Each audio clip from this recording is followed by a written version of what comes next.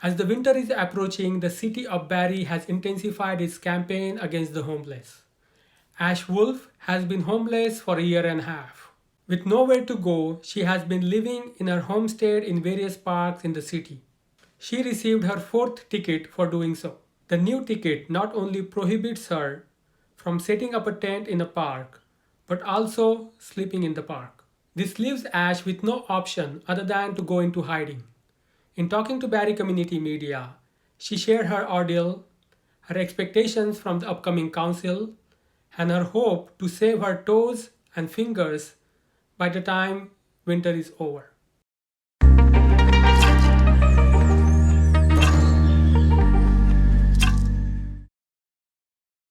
I've been homeless out here for a year and a half, or over a year and a half now. I've been working with the agencies to try and get off of the streets and everything. At this point, I am now dealing with the fourth violation notice to be forced to move. I stood my ground the last time and received a $360 ticket, which then, with the harassment that I had from police, intimidation tactics that they used, I had to go into hiding for a couple of weeks, hiding in the bush, like moved to another spot before I came back because I really have nowhere else to go.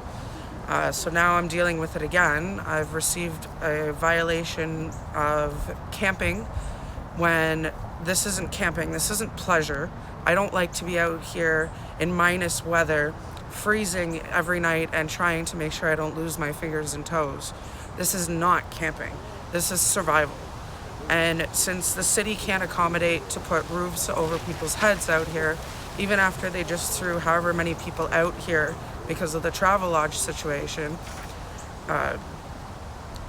sorry, that's me training.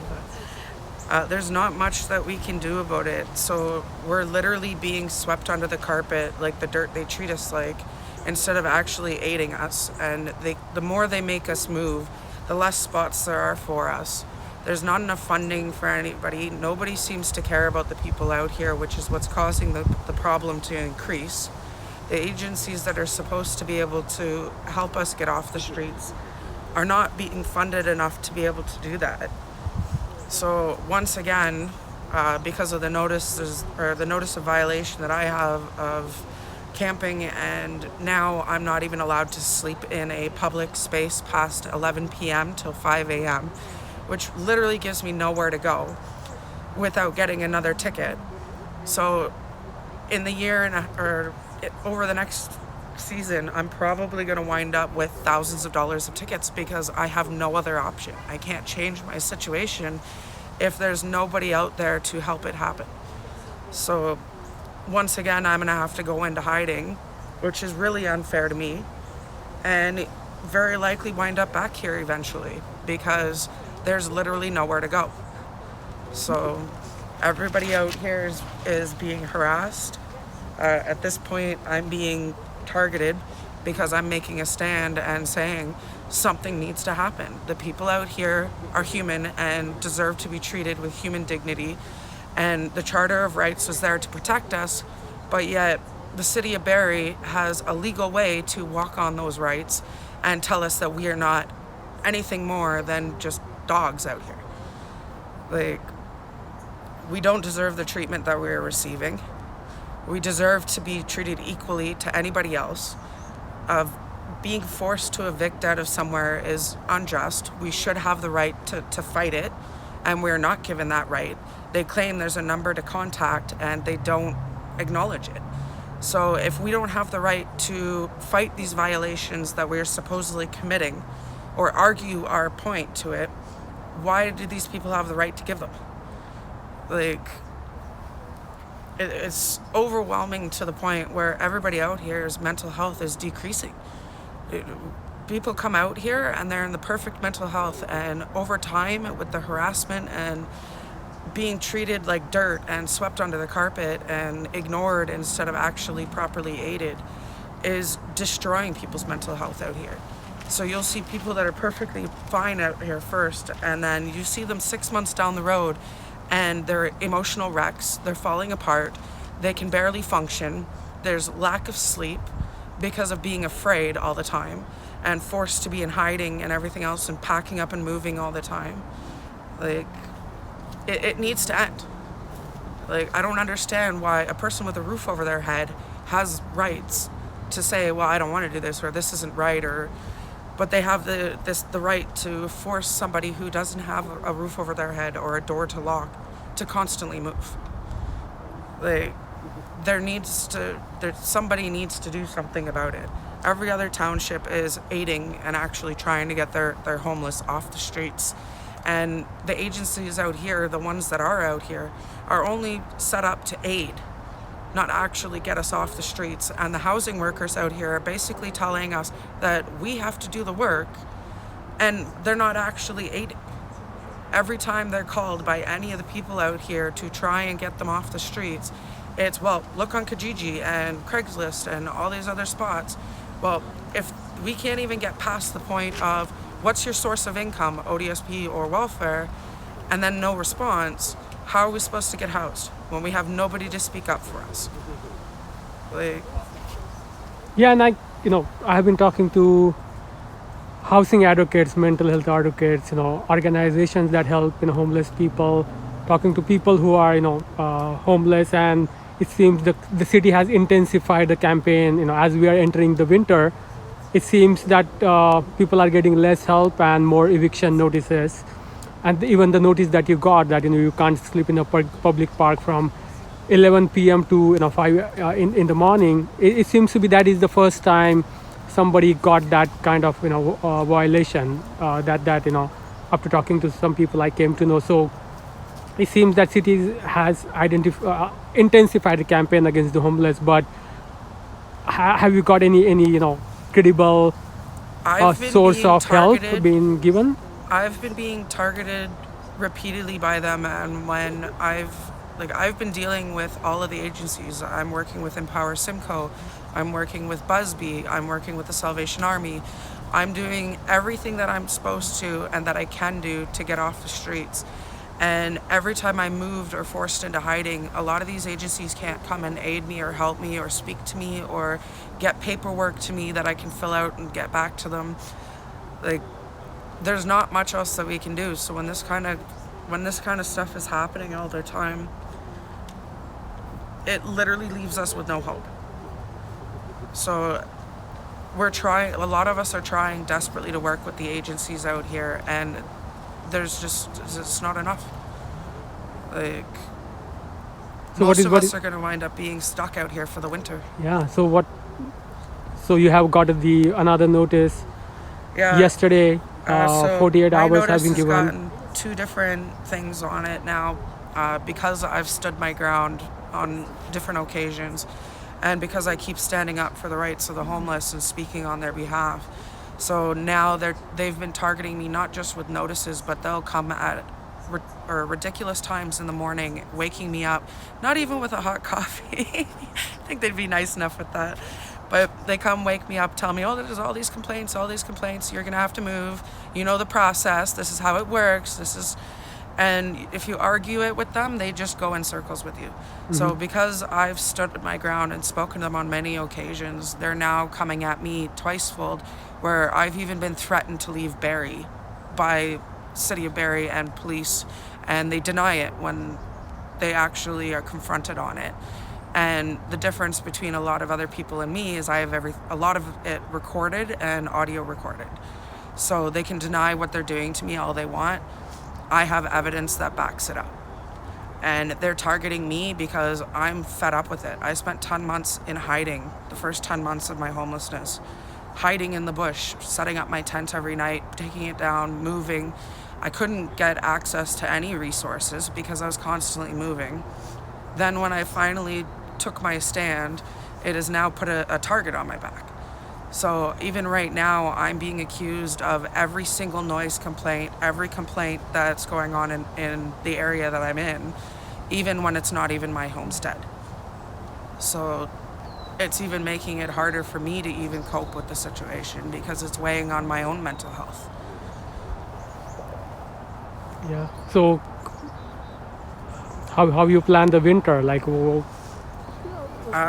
whatever I got to do to make sure that by springtime I still have my fingers and toes. I've got a tent that I can probably insulate with some extra blankets, some extra tarps and stuff.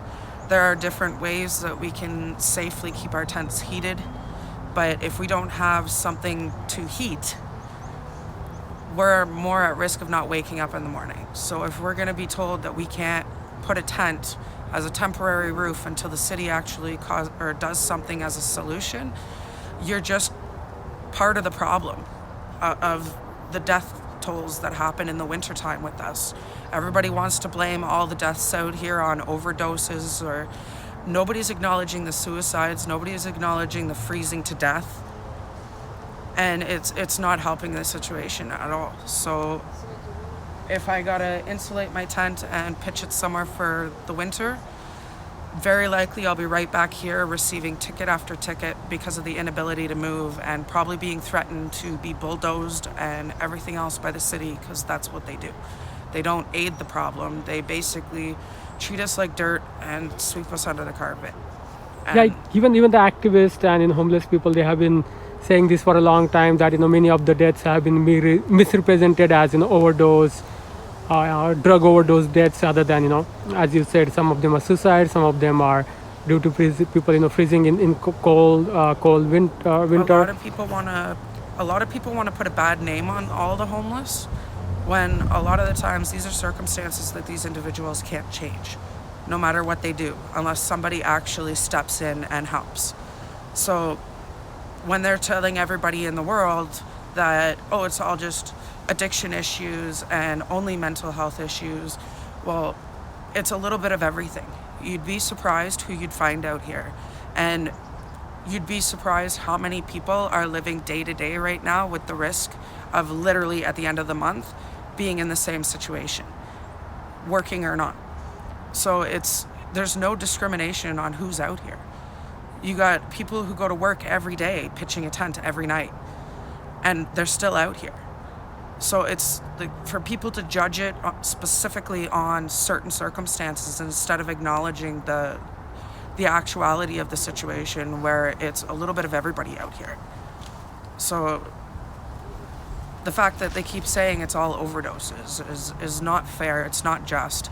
More often than none, it's people who have given up hope because so many months of being out here, and eventually you just start thinking that this is where you're going to die anyway, and that destroys somebody's mental health. So a perfectly normal person with no mental illness can wind up with severe mental illness just in 10 months of being out here. Yeah. And even last time I was here, I was talking to a group of people here. Many of them were former homeless people, and they were just barely had a job.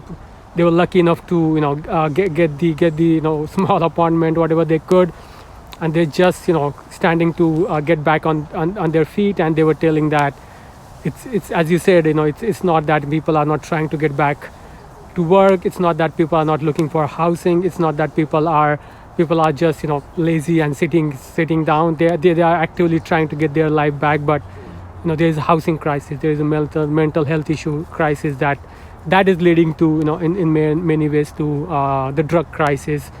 But that's what the information I have been getting from the activists and the former homeless. And many of them told me that people say that it's the other way around. People are drug addicts. That's why they are homeless. That's why they are having mental issues. So what's your experience on that living out here? A lot of the people I know out here didn't touch drugs until they got out here. Others don't, or there's a handful of them that don't even have any addiction issues whatsoever. And like you said, they're struggling just to keep their rent paid or their hydro paid to be able to stay housed. There's people that had been receiving services, and there's only a time limit that they can have them, and then they wind up right back out here as well. There's a handful of people out here that I know that are literally on the verge of any month now being back out, even with winter coming. There's people struggling just to even stay in rooming houses because they're in situations where the other people in the place are terrorizing them or stealing their food, and it's putting them in a predicament of having to find new housing, which is difficult at this time. So there's so many different stories out here. Everybody has their own, and the reality is, if you want to know what's really causing an individual's problems and why they're out here, the best thing to do is come out here and just say hi. Very likely they'll tell you a little bit about their story, and you can learn more and more because you're going to hear a different story from every person. Every situation is a unique case. Yeah, and then you were little while back, you were telling a story about some young person whose mother came down to get them home. So recently there was a young girl out here. She spent the summer out here. And as the cold weather came, she was lucky that she had family. And they came out here and picked her up and brought her back up north so that she can be indoors for the winter time because they were concerned for her. So some are very lucky to have family to come and pick them up or have somewhere to go as soon as it gets too cold. And then there's others that are just unlucky. So we even have another success story, and that person is actually housed up in Wasaga Beach, doing really well. They're getting their life back on track. It's a struggle, it's a battle, but they're getting there. And it took, I believe that person was on the street for a handful of years before they were able to get to the point where they're at now. And that took assistance from different people. Mm-hmm. So there's it's definitely nice to hear some success stories out here as well. But like I said, every case is individual. But we do need somebody to step in and sometimes help. A lot of people out here are constantly messaging landlords and trying their best. Some get lucky and some don't. It's always hit or miss, really. Yeah, and this is the final question. We have, municipal election, council election on 24th of this month, and there was a debate, and some of the candidates, all of the candidates were talking about building affordable housing. Some of them talking about mental health issues and drug crisis. Some of them don't support the safe injection site. Some of them do. So there's a different opinion. So any expectation, any hope from the new mayor, the new council you have? If they are willing to build more affordable housing, it would definitely help the situation. I have heard of some locations that are in the process of being built, but it's still, from what my understanding of those situations is those are still 2-3 years away.